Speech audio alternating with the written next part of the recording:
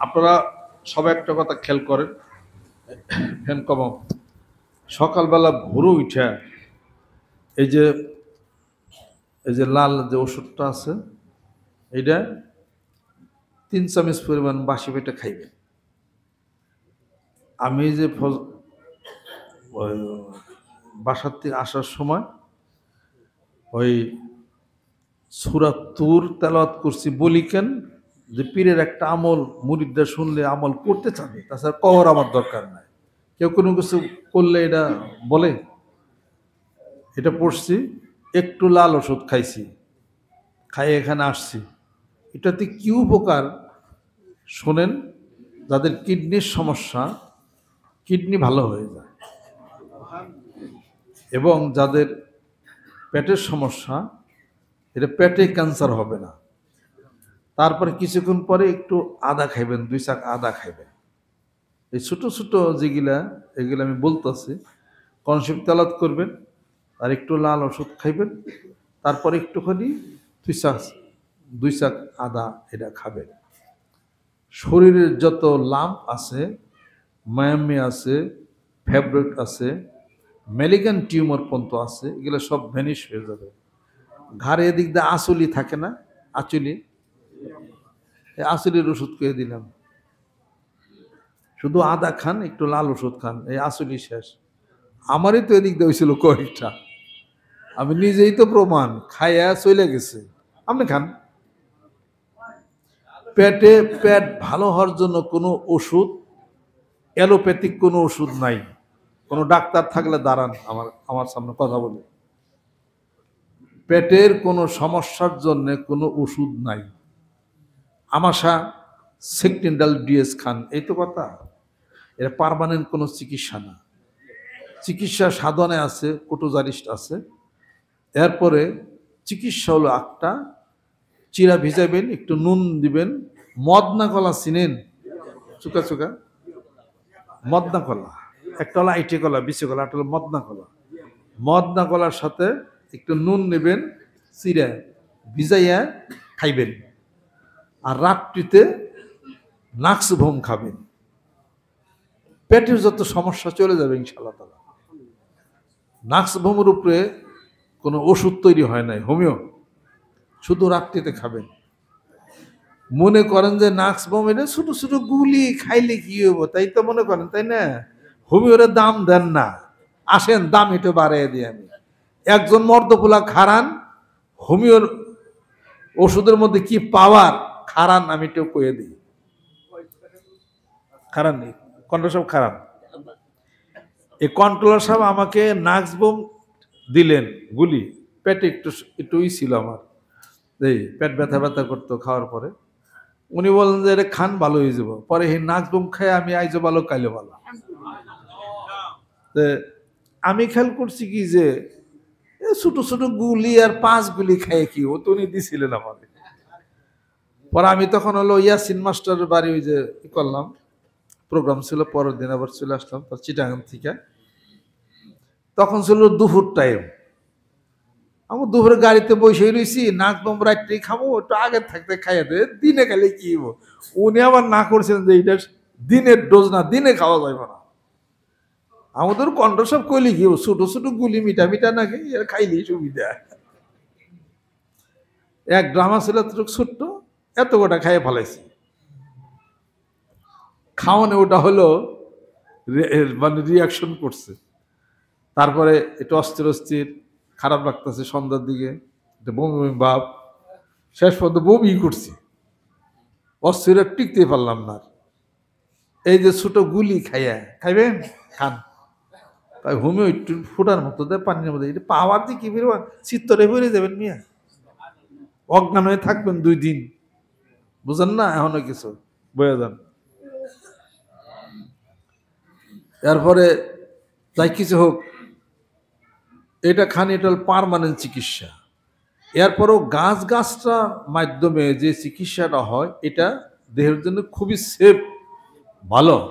আমাদের যে আশরাফ ল্যাবরেটরিজ, উনি বসে রয়েছেন, হ্যাঁ দেন, ওনার ল্যাবরেটরিতে গেছি, অনেক ওষুধপত্র বানাইছে, প্রচুর মানুষ লোকজন নেয়, শুধু গাছটা দিয়েই মানে অর্গানিক বানায় অনেক কিছু, এগুলো ভালো কাজ হয়। আর হলো হোমিও, বসেন, কাজ হয়। সকালবেলায় 2-3 চামচ লাল ওষুধ খাইবেন, এরপর কিছুক্ষণ পর আবার 2 চাক আদা খাইবেন, 1 ঢোক পানি খান, রাত্রিতে ভিজাইয়া রাখবেন ছোলা কিছু বাদাম, সকালবেলায় ছোলা বাদাম খাইবেন। খাওয়ার পরে ওটার যে পানিটুক আছে ওই পানিটুক খাইয়ে ফেলবেন, রাত্রিতে ভিজাই রাখবেন আরেক গ্লাসে, একটা হর্তুকি, একটা আমলকি, একটা বহেরা, ত্রিফলা। সকালবেলা ভোরে ওই পানিটা লাল টকটকা হয়ে যাবে, ফল তিনে ফেলে দিবেন, ওই পানিটা খাবেন।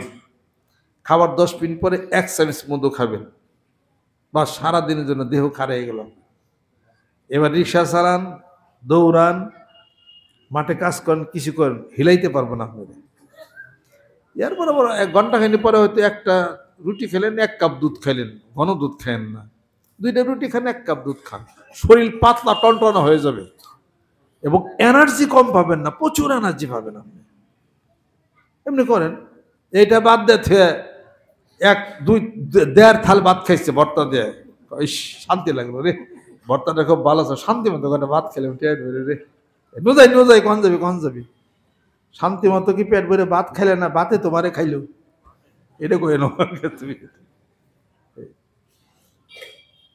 যেভাবে বইলা দেই আমার এই ডাক্তারি ফলো করেন, এটা আমার জীবনের অভিজ্ঞতার ডাক্তারি, মানে নিজে প্রমাণ করছি, পরে আমি আপনাদেরকে বলছি আলহামদুলিল্লাহ।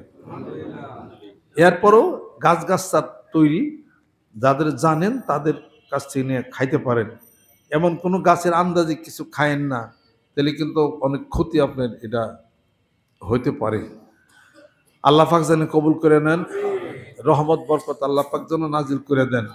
একটা মানুষ 2 থেকে 250 বছর বাঁচতে পারে কিছু নিয়ম পালন করলে, কিছু আমল করলে, কিছু খাদ্যাভ্যাস তার পরিবর্তন করলে, নিয়মিত হাঁটলে, কাপড় চোপড় কিছু পরবে। 1 নম্বর, যদি মানুষ বেশি দিন সুস্থ থাকতে চায়, সুতি কাপড় পরবে, 1 নম্বর সুতি কাপড় পরবে। 2 নম্বর, চামড়ার স্যান্ডেল পায়ে দিবে, প্লাস্টিকের স্যান্ডেল পায়ে দেওয়া টোটালি বন্ধ, চামড়ার জুতা পরবে। প্লাস্টিকের স্যান্ডেল, প্লাস্টিক জাতীয় স্যান্ডেল পরলে চোখের জ্যোতি তার নষ্ট তার হবে। এইভাবে করে স্বাস্থ্য রক্ষার কিছু হিসাবপত্র আছে, যদি পালন করেন 3 মাসের মধ্যে দেখবেন যে আপনার জীবনের পরিবর্তন এসে গেছে। উলট পালট চইলা খায়া নিজের জীবনটারে ধ্বংস করে তাড়াতাড়ি মরবেন, এটা কি কেউ চান নাকি? আল্লাহর জিকির করেন 2 বেলা, নামাজ পড়েন 5 ওয়াক্ত, কোরআন শরীফ তেলাওয়াত করেন, অটোমেটিক এমনি মানুষ সুস্থ হয়ে যাবে। সুবহানাল্লাহ। আল্লাহ পাক যেন কবুল করে নেন। আস্তাগফিরুল্লাহ, আস্তাগফিরুল্লাহ, আস্তাগফিরুল্লাহ, আস্তাগফিরুল্লাহ, লা ইলাহা ইল্লাল্লাহ ওয়া আতুবু ইলাইহি, লা হাওলা ওয়ালা কুওয়াতা ইল্লা বিল্লাহ। আর যারা ডায়াবেটিসে যারা ভুগতেছেন, ডায়াবেটিসে বিভিন্ন ওষুধ আপনার আছে, একটা ভিটামিন খাবেন, আর একটা জিনিস বলে দিই আমি, একটা ভিটামিন মানে জিঙ্কবি খাবেন, বিকোজিন। একটু অসুখ বিসুখ শুরু হয়ে গেল আর কি, নাকি? নাকের পলিপাস দূর করা যায় কিভাবে? পলিপাস কার হয়েছে? এই অন্য মানুষের, হ্যাঁ তো খবরই নাই। পলিপাস দেখ, আর তো বেশি সময় নাই। নাকের যাদের পলিপাস হয়েছে, শুনেন, একটা ওষুধ লিখে নেন, টনসিলেট। টনসিলেট সকাল একটা বিকাল একটা খাবেন।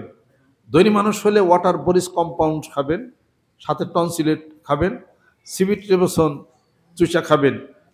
রাত্রিতে শোয়ার সময় একটু সরষের তেল নাকে দিবেন আঙ্গুল দিয়ে, আর সকালে একবার দিবেন। আর খালি পেটে জগিং করবেন, খালি পেটে জগিং করবেন, এক জায়গায় দাঁড়িয়ে 2 পা ওঠানামা করবেন, পলিপাস সেরে যাবে ইনশাআল্লাহ তাআলা। একটা লোরাটোডিন একটা ট্যাবলেট খাবেন, ওরাডিন একটা ট্যাবলেট খাবেন, আর এইটা করবেন। নাকের পলিপাস ইনশাআল্লাহ তাআলা দূর হয়ে যাবে। আর আদা হলো পলিপাসের হলো বড় চিকিৎসক। আদা 2 চাক আদা, একটা কিশমিশ দিলে 3 বার খাবেন, সিবিট খাবেন, রেবসন খাবেন, সুইসা খাবেন। সকাল একবার বিকাল একবার একটা ওরাডিন ট্যাবলেট খাইবেন। আর টনসিলেট হোমিও সকাল একটা বিকাল একটা খাইবেন।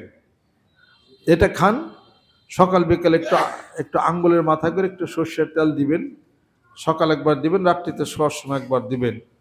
ইনশাআল্লাহ তাআলা এটার সমস্যার সমাধান চলে যাবে। আর বিদেশে একটা ওষুধ আছে ওয়াটার বরিস কম্পাউন্ড, যদি না কিনেন দরবারে এনকোবাস সিরাপ আছে, এটা করেন, এটা খান। আর ভিজা শরীরে গেঞ্জি পরে থাকেন না, 11টার পরে 11টার পরে গোসল করেন না, তাহলে পলিপাস কিন্তু সারব না। 11টার পরে গোসল করেন না। আর গোসল করার পরে মাথার চুল ভালো করে একদম মুছে ফেলবেন, ভিজা যেন না থাকে। ভিজা মাথায় টুপি মাথায় আপনারা দেন না। হ্যাঁ, এভাবে করে আপনারা করেন, আল্লাহ পাক যেন কবুল করে না। এত রুগী হান কেমনি কি থ্যালাসেমিয়া, এটা আদিলের কাছে আদিলকে বলে দিস। আস্তাগফিরুল্লাহ আস্তাগফিরুল্লাহ। আপনার শরীরে রক্ত কম, সন্ধ্যার টাইমে যাদের শ্বাসকষ্ট হয় তাদের শরীরে রক্ত কম, সকাল বিকাল হাঁটবেন, সকাল বিকাল হাঁটবেন, ফলিসন ট্যাবলেট খাবেন, ডালিম বেদানা খাবেন, শিং মাছ কাঁচকলা খাবেন, সকাল বিকাল হাঁটবেন, এটা ঠিক হয়ে যাবে ইনশাআল্লাহ তাআলা। আর এখানে কার্ডো কেয়ার আছে, কার্ডো কেয়ার নিয়ে খান। জি। আর ডায়াবেটিসে যেটা সব মানুষই ভুগতে আছে, যেটা খাওয়ার মধ্যে কিছু ডাক্তাররা যেমনি বলে সেমনি আপনি করেন। ওষুধের কথা আমি বলতেছি, একটা বিকোজিন খাবেন, জিংবি রাত্রিতে, এটা দরকার। একটা বিকোজিন খাবেন অথবা একটা রেক্স ট্যাবলেট খাবেন, অ্যান্টিঅক্সিডেন্ট। একটা বিকোজিন অথবা একটা রেক্স ট্যাবলেট রাত্রিতে খাবেন। গেল, এটা আসলে কোনো ডায়াবেটিসের ট্যাবলেট না। ডায়াবেটিস জনিত কারণে শরীরের যে সমস্ত ক্ষয় হয় ওটা পূরণ করার ট্যাবলেট এটা খাবেন। আর সন্ধ্যার আগে হাফ মোট সাজনা পাতা নেবেন, 2 কাপ পানি নেবেন, 2 কাপ পানি জাল দিয়ে 1 কাপ পানি করবেন, পাতা কটা ফেলে দিবেন। পানিটা যখন ঠান্ডা হয় ওই 1 কাপ পানি সন্ধ্যার দিকে খাবেন, মনে থাকবে। আর সকালে বাসি পেটে এটা খাবেন। 2 বেলায় 2টা ম্যাক্সপ্রো গ্যাসের ট্যাবলেট খাইয়ে নেবেন, 2 বেলা ধরে গ্যাসের ট্যাবলেট খাবেন। আর রাত্রিতে এই ট্যাবলেটটা খাবেন। আর এইটুক খাজনা পাতার রস জাল দিয়ে খাইলে গ্যাস হয়, গ্যাসের ওষুধ খাইয়ে নেন, ইনশাআল্লাহ তাআলা খান, সেরে যাবে ইনশাআল্লাহ তাআলা। পরীক্ষিত এটা। এরপর সকালে রাত্রে ভাত খাইয়েন না, এক টাইম ভাত খান, আর গমের যাওয়াটাও টুকটাক এগুলা খান, ঠিক হয়ে যাবে ইনশাআল্লাহ। ডায়াবেটিসের কোনো ওষুধই খাওয়া লাগবে না, খালি এইটুকুই খান, তাই সেরে যাবে ইনশাআল্লাহ। পৃথিবীর সব 2টা জিনিসের মধ্যে সবচেয়ে অ্যামাইনো অ্যাসিড আছে, একটা হলো মরিঙ্গে সাজনা পাতার মধ্যে, আর একটা হলো মধুর মধ্যে। আল্লাহ পাক যেন কবুল করে নেন। আর একটু আদার রস খায়েন ডায়াবেটিস রোগীদের, 1 সপ্তাহ করেন, 1 সপ্তাহের মধ্যে সেরে যাবে ইনশাআল্লাহ তাআলা। আস্তাগফিরুল্লাহ আস্তাগফিরুল্লাহ। এই চিকিৎসা পরে করেন, আস্তাগফিরুল্লাহ।